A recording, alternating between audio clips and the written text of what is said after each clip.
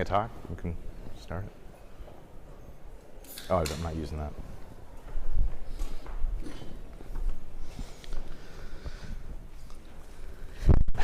Or just one person. Oh, there we go. Okay, great. All right. So I think I've been here now I've gone to this meeting now for, I don't know, 8 years, 9 years. I don't know if we've ever had one on brain mets. I think it's about time. So I want to go pretty quickly. I get 5 minutes, but I want to use less of it because I want to get to the other talks. But I did want to say a little bit about brain mets in general because I think that it's probably more prevalent than we think. Historically, most papers say that between 5 and 15% of patients with MRCC will eventually develop brain mets, but that's really probably not true anymore. 2 recent studies have looked at it, one of them from UT Southwestern, and that had a 28.4% of their patients develop brain mets. And then we looked at it also, and strangely enough came up with exactly the same number. So probably that's exactly the number of percentage of people who, anyway, no, but so clearly there's a lot more brain mets, probably 28 or 29%. Some of them are incidentally found, and it doesn't correlate, by the way, the chance of developing brain mets doesn't correlate with IMDC nor survival, so it seems to be something somewhat separate. And then also, there's a curve up there. These are all patients who have metastatic clear cell, and what you can see from it is that you're never off the hook. Even very late, many years later, you can develop brain mets. The other thing is that, and probably one of the reasons that we're seeing more brain mets than we were in the past, is that people are living a lot longer in the immune checkpoint era. So if you look here, what you can see, one is that brain mets now in the immune checkpoint era, people are living much longer. And you can also see from this graph, they do much worse than people without brain mets. And the last thing I want to say before I want to get to the actual talks is that we looked retrospectively, so you can argue about the data, at people at Yale, and people who got screened with MRI of the brain had a much better survival. And one of the things that is notable is that by none of the guidelines do we recommend MRI screening for brain mets, which I think is a little bit strange. In a disease where about a third of patients almost are going to develop brain mets, it isn't in any of the guidelines, and therefore insurance doesn't always cover it. So I would hope that that we as a group could come up with some sort of conclusions about what to do about that and maybe push it forward. But let me move on to the actual talks. I think they're really interesting talks we have going here. And rather than wasting any more time, let's get to them. So I think the first speaker is Elshad Hassanov from Ohio State. Can you steal his seat? I'll move over. Hey man, have a seat. Hello everyone. I have been enjoying these 2 days.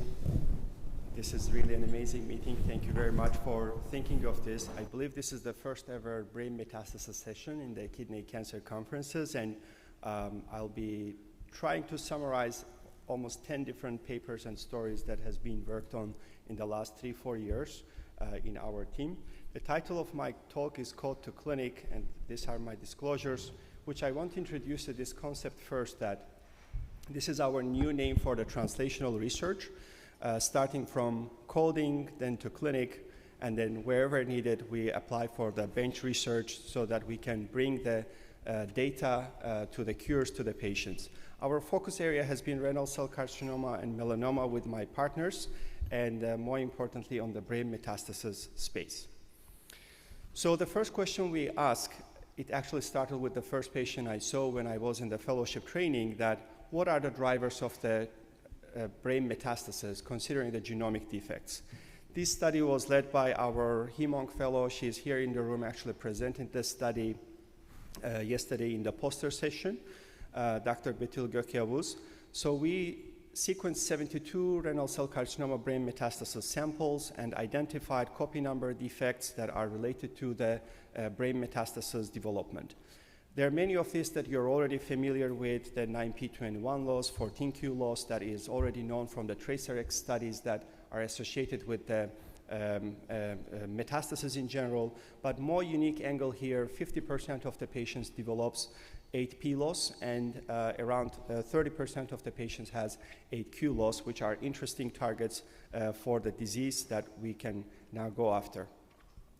Then the next question was this: if there are certain genomic defects that are associated with renal cell carcinoma brain metastasis, can we use them as our indicators to identify the patients who develops brain metastasis and also to predict their outcomes.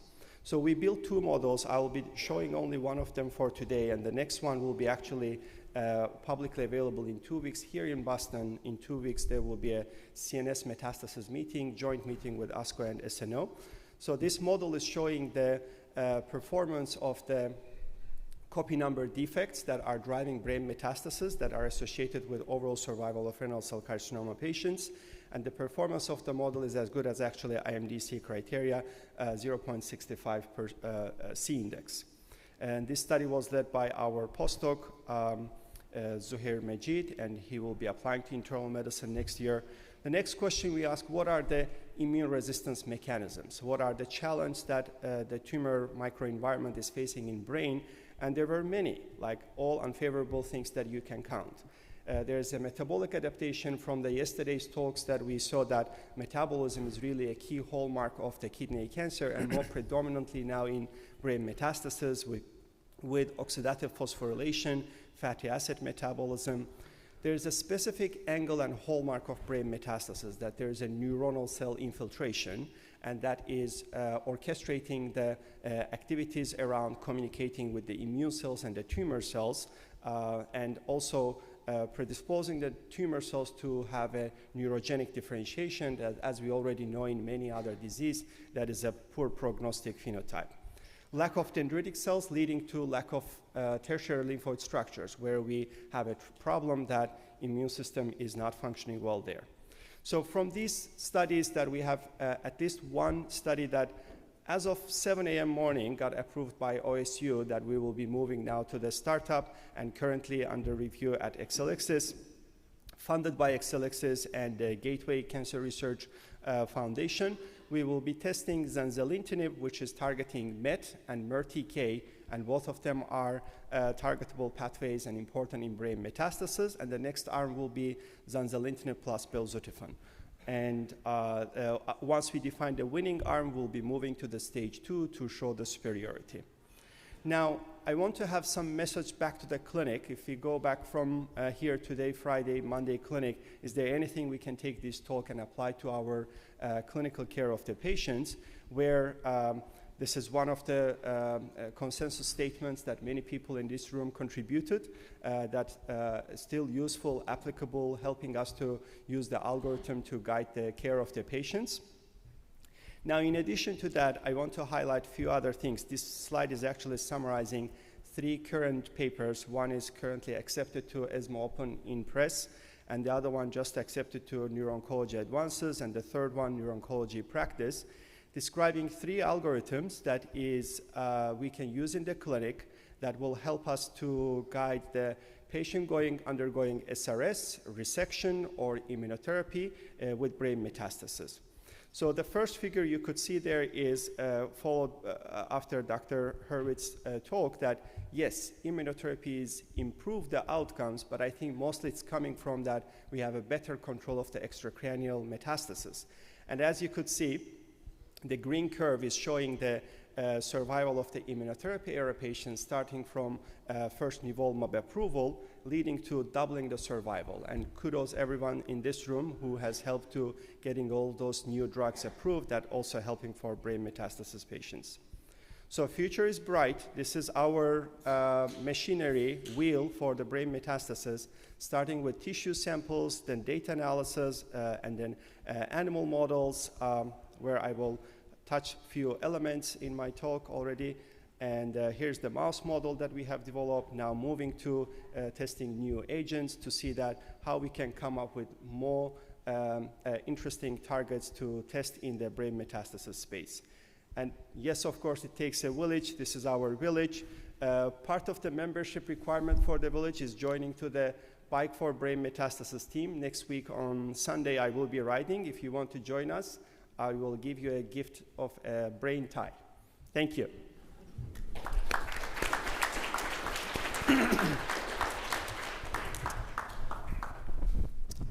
Next, we have Dr. Roy Elias from Johns Hopkins University.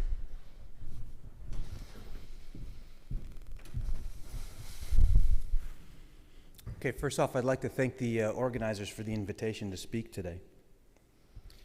So kidney cancer can seed almost any organ in the body, and this is something that we've known for some time. This is data from an autopsy study published in 1981 that's showing the long list of organs that can be found to be involved with metastases at the time of death. Now, given the role of the bloodstream and taking a metastasis from point A to point B, and the fact that kidney cancer can seed almost any organ, one might think that the organs which receive the most blood are the most likely to be involved with cancer. That is not the case, as shown by this table here, published in another old autopsy study.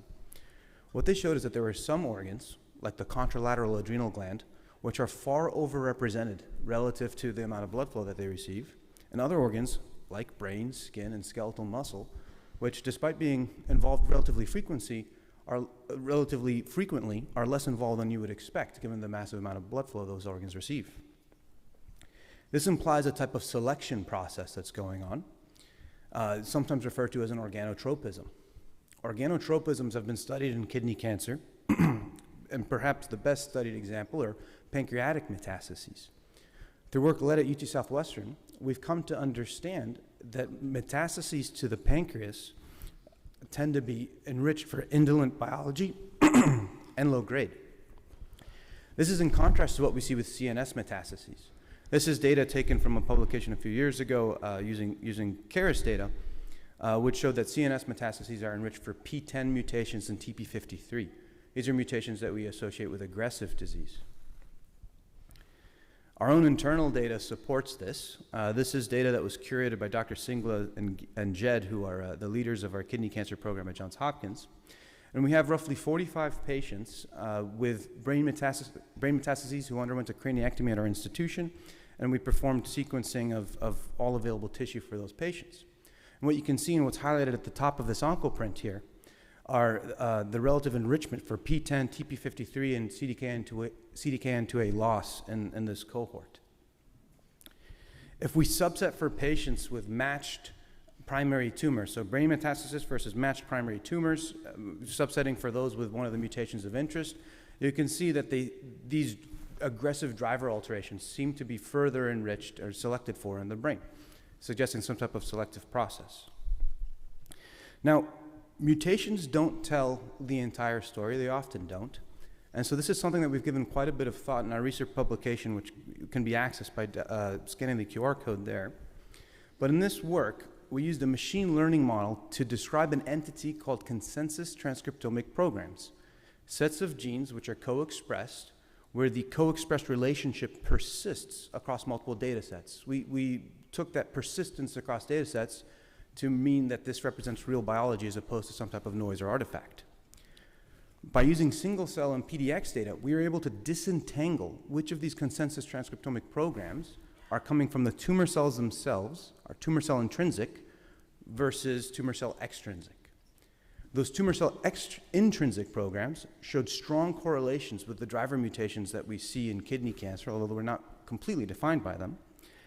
And when we applied a trajectory analysis, the program's organized in this way, and what we're calling a dual-axis model of kidney cancer evolution, whereby all tumors start in this very early state, branch through one of two trajectories, and then converge on a late aggressive state. The trajectories in this model are considered to be the path that the tumor takes, whereas the transcriptomic stage is how far along that path a tumor has traveled. And we found that this transcriptomic stage, binned as early, intermediate, or late, is strongly associated with survival and many other characteristics like grade and so on. When we apply this classifier to our brain mets cohorts, what we see is that the primary tumors tend to be enriched for early stage by transcriptomic stage, whereas all metastases, including non-brain metastases, are enriched for late stage in this particular cohort.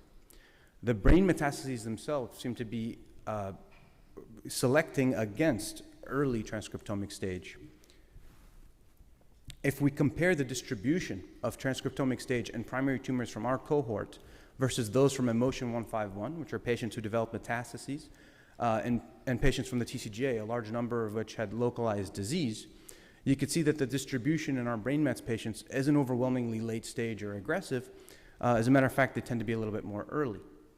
However, if we do a paired analysis of all 20 cases where we have matched primary and brain tumor, we could see that there's an overwhelming shift from early transcriptomic stage in the primary tumor to late or intermediate in the brain. So in conclusion, kidney cancer metastasizes to the brain less frequently than expected given relative blood flow, but this is still, of course, a major issue that affects patients. Primary tumors from patients with brain metastases are not overtly late. However, the brain metastases seem to be, and this is despite many of these patients developing brain metastases. The data is not shown here, but many of these develop brain metastases many years after their initial diagnosis. And so our prior work suggests that this late transcriptomic stage tumors derive preferential benefit from immunotherapy, and we have ongoing work trying to figure out ways to target the biology behind why the genes are co-expressed in these data. Very thankful to all the collaborators and mentors who helped support this. Thank you.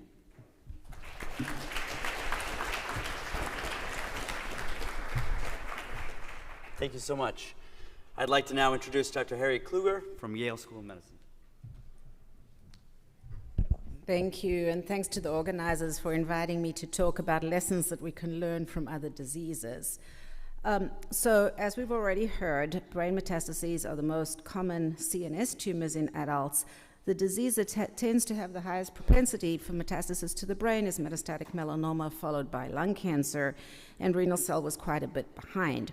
So, at our institution, we treat patients with both diseases, and therefore the focus of our brain metastasis program has been primarily on melanoma. So a few years ago, melanoma brain metastases were the bane of our existence. Approximately half of our patients had them. We couldn't get them on trials, and essentially there was very little that we could do for them. So in around 2010, 2011, we formed a multidisciplinary group and started to garner various resources in addition to the team. So first of all, clinical databases have been incredibly helpful. We have tissue collections from the brain, from the body, and we've done a lot of analyses of those collections. And finally, preclinical models, cell lines, and in vitro models that we developed to study the brain and the blood-brain barrier. Just some examples of tissue-based studies are shown in the curves on the right, where we had some predictive biomarkers. For our marine models, we tend to inject cells into the left ventricle. They'll seed all over the place, as we just heard. We can take them out of the brain, regrow them, and eventually they develop a type of a phenotype that tends to home to the brain preferentially rather than other organs.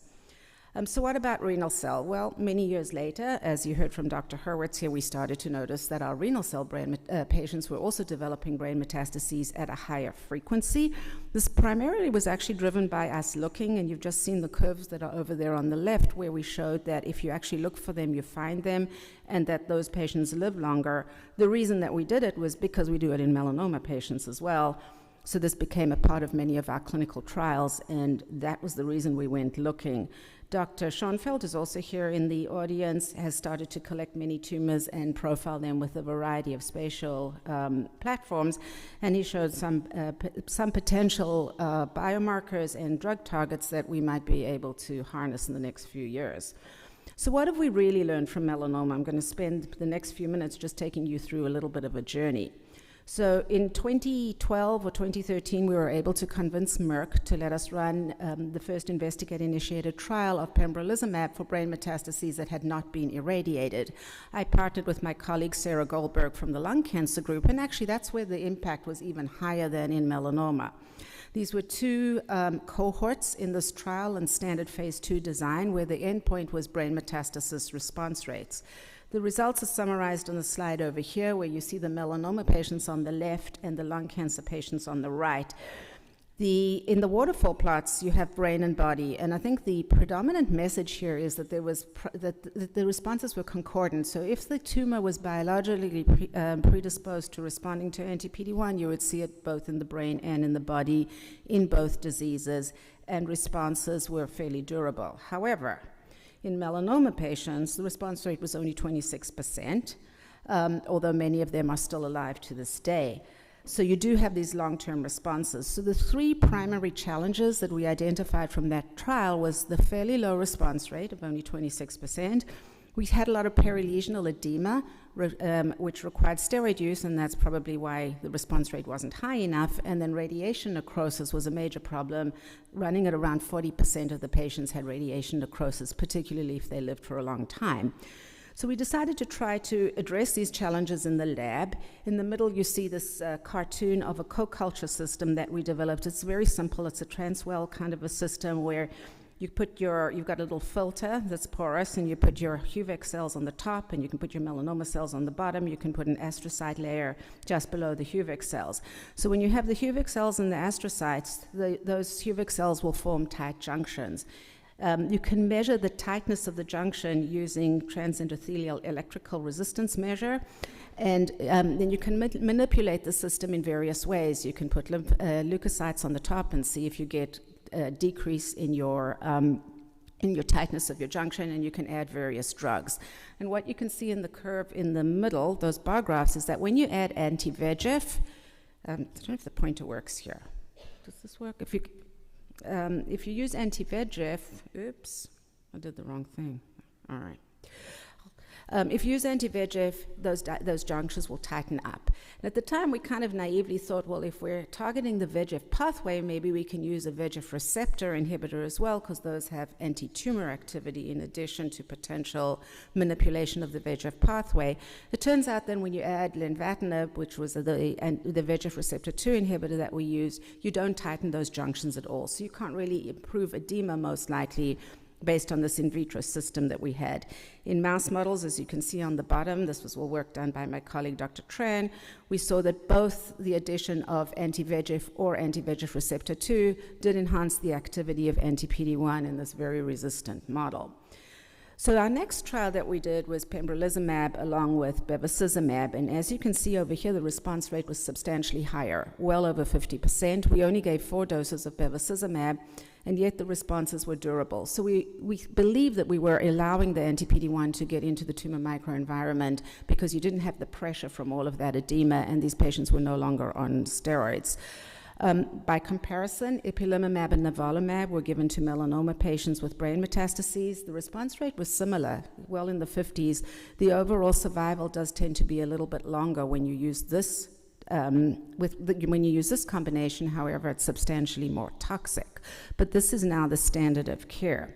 So what happened in lung cancer when we gave pembrolizumab and bevacizumab? Well, we weren't able to accrue because the field had changed by that time. But we did put 4 patients on, of whom 3 actually had an intracranial response. So maybe this is something that will cross tumor types as well. The third trial that we did was pembrolizumab and lenvatinib, based on the experience with tumor shrinkage. We enrolled 13 patients. That was the first stage of our 2-phase design, and even though it crossed the threshold, because this was a heavily pretreated population, we felt that it wasn't sufficient to continue with this. So one of the 2 responders was off therapy fairly quickly, and we still have 1 complete responder now many years later. However, 3 of the patients developed intracranial hemorrhage, which for whatever reason was not something that we saw with bevacizumab.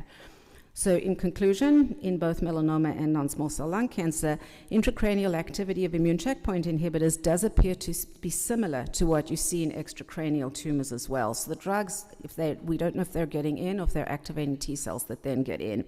Anti-VEGF appears to enhance both long-term survival and response rate, possibly due to improved drug delivery. VEGF receptor inhibitors are vastly different in activity, and in melanoma at least, there was an unacceptable rate of intracranial hemorrhage. We can also learn a lot from other diseases, and comparisons across tumor types can be beneficial for the field going forward. I, like everybody else here, have to acknowledge a village. Thank you very much.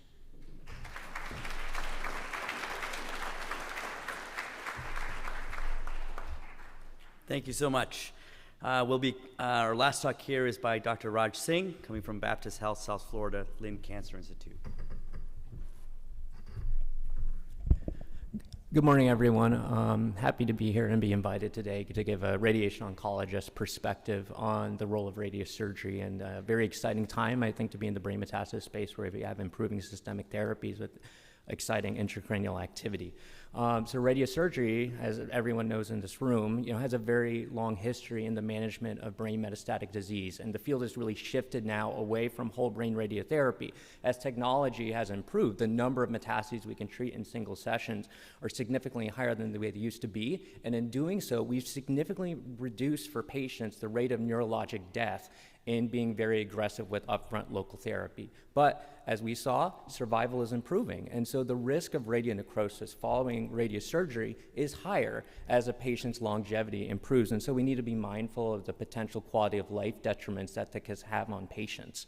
And so the really challenging clinical scenario to manage is what's listed at the bottom of the slide, the late delayed period of radionecrosis, where after initial challenges of short steroid bursts, we're not finding that those patients are getting symptomatic benefit or long-term radiographic improvement.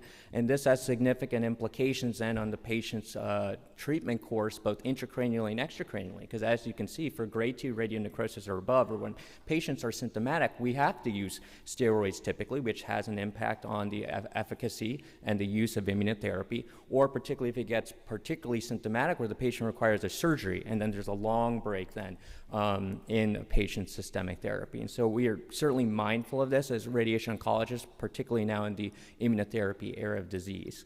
Now, why generally radiation oncologists have said we should treat asymptomatic disease prior to having good systemic agents is we know that there is a volume relationship between the size of the treated metastasis and the risk of symptomatic radionecrosis. And so for patients, this was a nice updated study that we used to determine then that risk and counsel patients accordingly. And what is essentially this is showing is that the larger the metastasis is and the volume of normal brain that's receiving a dose that's typically a little above 50% of what we're typically prescribing for brain metastasis patients, that risk of necrosis substantially goes up, and these are symptomatic cases requiring steroids. So generally the dogma had been, as a radiation oncologist, you should treat when it's smaller because you have a good chance of control and a lower risk of necrosis. But of course now in this modern area, what's better than a low risk of necrosis is no risk of necrosis. So if we have good systemic agents that can be utilized for a patient with small asymptomatic disease, the goal of that is both to provide durable local control of the known disease that we see on MRI, but also to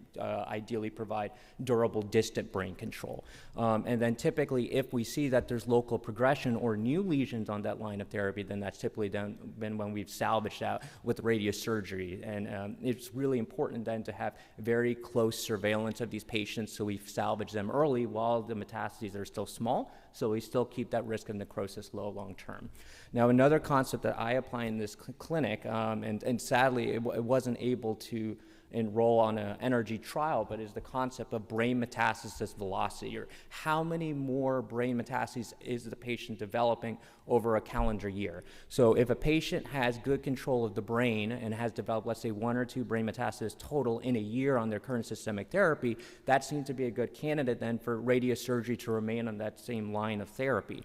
Vice versa, if the patient has a significantly high brain metastasis velocity, we're seeing 4 to 5 new lesions every 2 months we're having to salvage, and we have a good second or third line therapy that has good intracranial activity. That's when we have a good multidisciplinary discussion about should we switch also the line of therapy that they're on to try and keep the patient from needing whole brain radiotherapy as long as we can, ideally.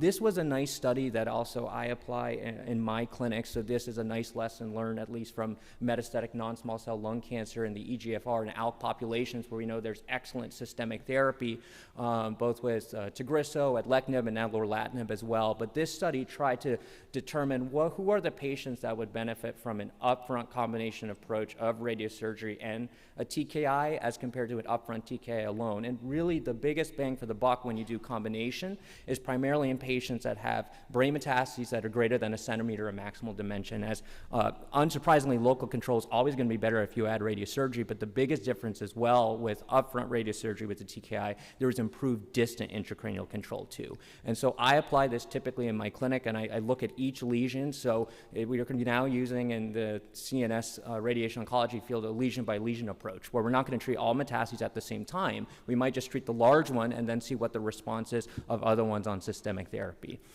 So 2 case examples to kind of highlight how I've applied this in my clinic. So this was a 52-year-old gentleman who had presented with oligometastatic disease, had had a history of a left frontal craniotomy and postoperative radiosurgery about 3 years prior to presentation, and then presented with a new left frontal brain metastasis. He had been on lenvatinib and pembrolizumab in the interim. And you can see that while the metastasis was asymptomatic, there was a fair bit of edema, and this did come up on systemic therapy, so he opted to treat that with radiosurgery. Unfortunately, he did have actually, and this is rare, but does happen, a local progressive event through radiosurgery. Potentially, is this a more aggressive metastasis, given that it developed on systemic therapy? But so he proceeded to have a salvage resection, did confirm metastatic renal cell carcinoma. His 2-month postoperative MRI of the brain looked good, and then a year later, he did develop a new metastasis superior to the left orbit. He also had questionable extracranial progression as well in the lung after we had done SBRT.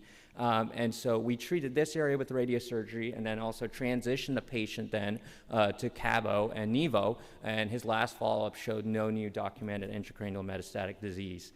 Another case of a patient that presented much more symptomatic, and I think it'd be great to have screening, I think, and this is a good case to show that this was a patient who presented at diagnosis with a significantly symptomatic cervicomedullary metastasis as well as right frontal brain metastasis. So we treated both with radiosurgery. The patient had resection of the right frontal metastasis. Unfortunately, in the brainstem, that's one of our most eloquent areas in the brain. The patient unfortunately did have necrosis at that site that did radiographically improve with Avastin, but this is a case of a patient that essentially every follow-up I was seeing him, he required salvage radiosurgery every 2 months. And so we were very aggressive in trying to switch systemic therapy as much as we could with the idea that we needed good intracranial control. This was a patient where his intracranial disease state was going to influence his overall survival.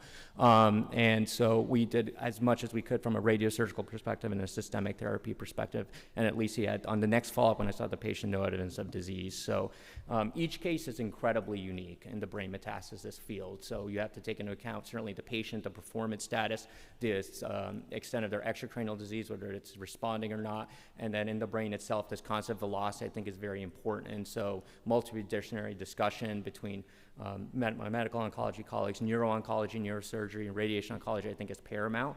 And so if we also proceed with upfront systemic therapy, surveilling patients very closely so we can salvage them early to keep that risk of necrosis low. Thank you so much.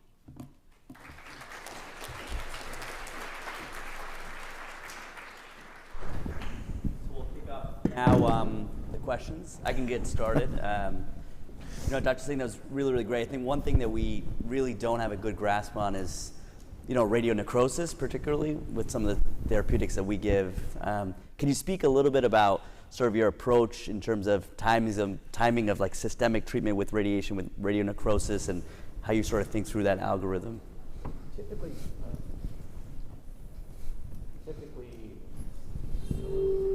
Does this one work? Here, let's see if this one. Right.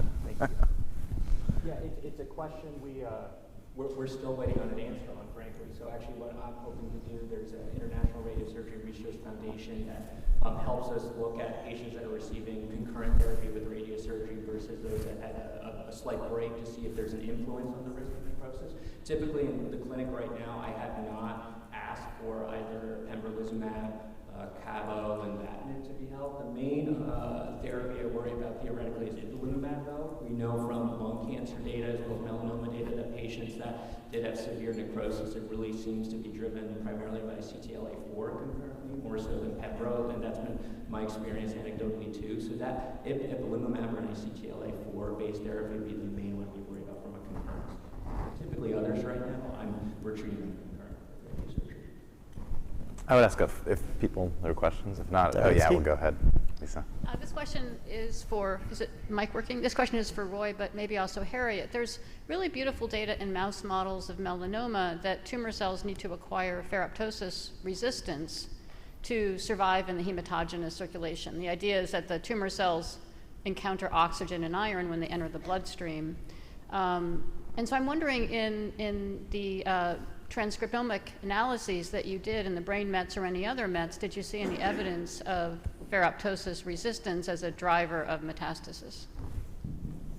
That's a great question. So the way I investigated that would be with differential expression analysis and gene set enrichment. I'll tell you that ferroptosis-related gene sets did not come to the top of my list. It doesn't mean that there aren't any that are enriched. You can go look for that. Thanks, we haven't looked. Nothing. Ari, after you, Ari, I think, right? Okay. So, Roy, a question for you. In your model, very elegant model, it add on emotion 151, etc. The problem is there'll be then a new model that add on yours, and you know it's going to be incremental. Like with IMDC, everything we added was a bit incremental, so we kept it. My question for you, you put something very interesting at the end, which says, look, late stage may be more responsive to immunotherapy, but we know now immunotherapy work in earlier stage with adjuvant, etc. I would argue that the adjuvant patients are not early stage. These are stage 3 largely. So my question back to you was earlier stage that have PBR1. I assume these could be small renal masses, stage 1, really very low chance of metastases, and the Keynote 564 patients are actually lumped into the late stage. Tony, that's a beautiful point. I want to clarify, and this probably could have been a point of confusion. I tried to use the term transcriptomic stage, which is distinct from the clinical stage here. And so we actually find that high transcriptomic stage can be found across all clinical stages. And so in multivariate models, when you account for stage and grade, this transcriptomic characteristic that's based on tumor cell intrinsic gene expression seems to predict prognosis. And then the data is in the manuscript didn't show here, but we found that the extreme ends of this trajectory were interacted with treatment on emotion 151 and JAK-immuno 101. That doesn't mean I'm well aware of the treatment decisions we have to make in terms of giving patients a potential cure with immunotherapy up front. So I'm not advocating that we. Although late stage metastatic probably also have higher chance to have late stage transcriptomics. They're not 50-50. Okay. Last question is, among all VEGF TKI, I agree with all of you, like beside bevacizumab, we have had, this is the work that Laurence have done and the French group. We have not seen activity except for cabozantinib. We showed that in a large retrospective study where we measured the brain metastases, and the French have done that in a prospective study. There is activity in untreated brain mets, and which we don't see that in the US because the radon jump and treated the next, even on weekend. But in other places, including it's less likely. And why is that, do you think? That's a great question. I also, in my practice, we also jump on radiation. I don't have a chance to Okay. About that much. Could also be a brain penetration thing. So for the small molecule inhibitors, it does matter how CNS penetrant they are. For anti-PD-1, it may not matter that much. The other thing is Sabina and others showed that MET expression in the brain by immunohistochemistry RNA is higher than the regular. Could that be? I don't know. I want to jump on the question. I talked to radiation oncologists, which the two patients Dr. Singh presented, where we really see that there's an opportunity for systemic therapy that we'll discuss with the radiation oncologist. It's beneficial to prevent the radiation necrosis risk. I think we should be, especially with that carbomet data and retrospective data, similarly for the lenvatinib and now in the future zanzalintinib, I think we can be a little bit more brave in a selected patient to test a systemic agent before radiation treatment. If I might just say too, I think from the radiation oncology perspective, it's very important to be active in, educating radiation oncologists, frankly, on systemic therapy and how it's advancing, because we treat all sites of disease. We're not typically just doing GU brain metastases. I do lung brain metastases, melanoma, and so we do our best. And myself, and I'm very much blessed to be educated in many ways by collaborating physicians. But it's important then to educate us, I think, on where systemic therapy is going, because we do our best to stay up to date with it. And I very much am not an advocate of treating if I don't have to, but I think having those discussions at tumor boards, via email, et cetera, particularly at larger centers where you have brain metastasis-specific radiation oncologists, can be quite beneficial. Just a question for our two first speakers. Excellent session and talks to everybody. But we have a similar effort at MSK to characterize brain mets, and one of the challenges we had found is a lot of the patients have received radiation or something before tumor resection. So I'm just curious how you handled that in your genomic analyses and the impact potentially of SBRT, for example, on some of the copy number changes and mutational profiles. So I can start. Sorry, I think that's where we see the bias. The larger ones are resected first, typically not radiated. So a lot of our studies are done on larger brain mets rather than the smaller ones, and the biology. Our single cell cohort, except one patient, none of them had prior radiation treatment, and similarly, most of those patients did not receive the radiation to that specific lesion when they undergo the resection. And I think that's more recent practice. The tissue repository that we had was 3 institutions, Emory, Hacettepe, and Anderson, 30 US repository, where actually there was not practice yet that every surgery should have a pre-craniotomy radiation. So that was the advantage actually that we had. Question for Harriet. Hi, Harriet. So in melanoma, when we're giving ipi-nivo to patients with asymptomatic brain mets, there's no blood-brain barrier. The response rate's the same in the CNS as it is systemically, but my impression in kidney cancer is it's less than the systemic response. And we also see patients relapse who've had complete responses systemically, relapse with isolated brain metastases. So what's different about kidney cancer? Is it the brain mets are different than the systemic mets, or is there something else going on? I think kidney cancer is different in all mets. I mean, we don't have the 50% durable response rate with long-term treatment-free periods that we have in melanoma. So I think in general there's relapse, and relapse everywhere in kidney cancer, just not as sensitive. The other thing that's different is the dose of the ipilimumab. And that might be important when we're talking about brain metastases. I think we don't know. We've only got observational data. But great question. Thanks. Jim? Recommendation to KidneyCAN and KCRS for this session. I think it's an unmet need and outstanding presentations. I feel that probably in academic centers, we are using a lot of SRS. I alluded to the fact that our radiation oncologists were treating upwards of 25 brain metastases in a session already 6 or 7 years ago. It's obviously not the status quo of the field, and I think the latest clinical trials may be looking at 10 or 15 brain metastases. But when we're dealing with a tumor type that is intrinsically radio-resistant to conventional doses, I think whole brain radiation actually hurts patients. And I worry that whole brain radiation continues to be done in non-academic centers. And I wonder what we can do to try to address this. I don't think that we can do a clinical trial, at least in my opinion, there is no equipoise. And I think experienced radiation oncologists know that you can do large numbers of the metastases and can still be safe, and the patient's quality of life has to be better.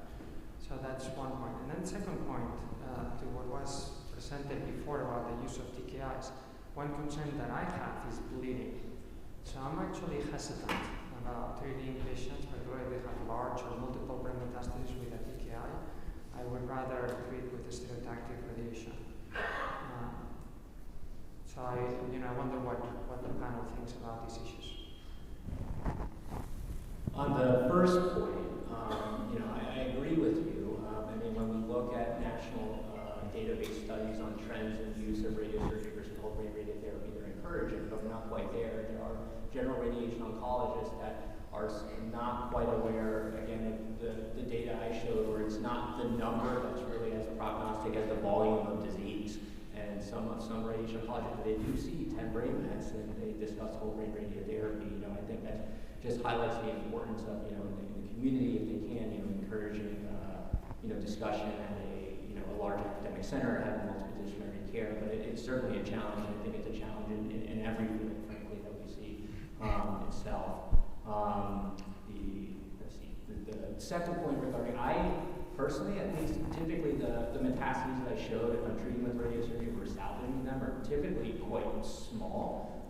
So that's why I haven't been as worried necessarily about a bleeding event or a hemorrhagic event, but certainly let's say like the second case I showed where that patient had quite large brain metastases in that presentation, very different scenario, and that's definitely a patient you would say we want somewhat of a waiting period, but I think that's why typically what I've done in the clinic is we're typically following patients every 2 months with MRIs. If we're doing systemic therapy alone, with the idea that we stop them a bit earlier, there is a really local progression on the TKI alone. And I mean, I think Mike, you brought up the issue about screening, and I think that's also something else that we need to think about. How do we want to handle? I think different people have different practice. Mine is if I see progression with new metastases. I mean, I do a brain MRI on everybody with metastatic disease at presentation. And then if they progress with new signs of metastasis, I will do another brain MRI. So not a lot of brain MRIs. I generally don't have problems with insurance, but I don't wait until they have symptomatic disease to pick them up. But that might be also why we detected an incidence of nearly 30% in our patients. So I think as a community, we need to think about developing guidelines for brain imaging for these patients.